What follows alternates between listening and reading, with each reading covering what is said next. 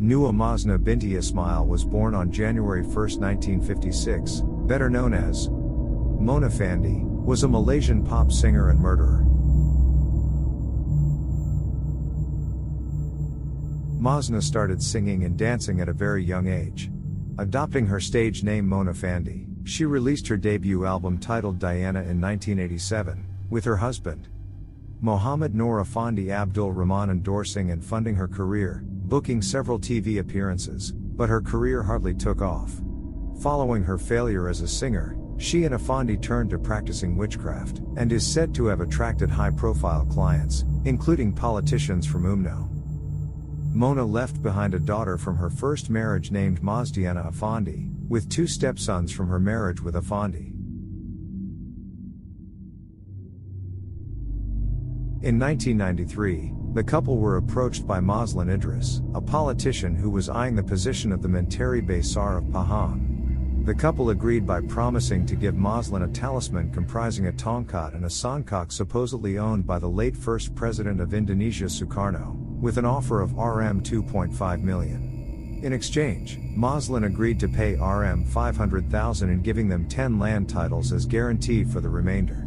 Mazlan was reported missing on July 2, 1993 after withdrawing Rm 300,000 from a bank in Kuala Lumpur and meeting Mona at Raub, Pahang. After the murder, Mona was reported to have been on a shopping spree in Kuala Lumpur, where she bought a Mercedes-Benz and had a facelift. It was alleged that the murder occurred between 10 p.m. and midnight on July 18, 1993, when Mona chopped his head off during a shamanistic ritual.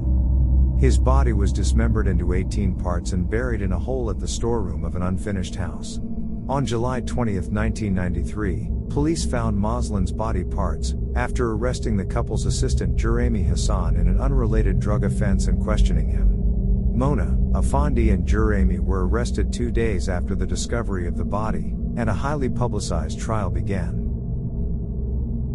Mona is also suspected to have committed at least 5 more murder cases linked to disappeared individuals. The High Court found all 3 of them guilty and sentenced them to death by hanging. Mona and the others filed appeals to the federal court, and in 1999, the court dismissed their appeals and upheld the death sentence. Finally, the 3 convicts sought to obtain a pardon from the Pardons Board of Malaysia, their final chance of redemption. However, the board refused to give clemency. Mona, Effendi and Jurami were hanged on November 2, 2001 at Putu Prison. A prison official said the trio expressed no remorse at the pre-dawn execution. Throughout the trial, Mona exhibited eccentric behavior, including appearing cheerful, constantly smiling and posing for press photographers. She dressed extravagantly with bright and colorful designs on her dress. She also remarked, "Looks like I have many fans."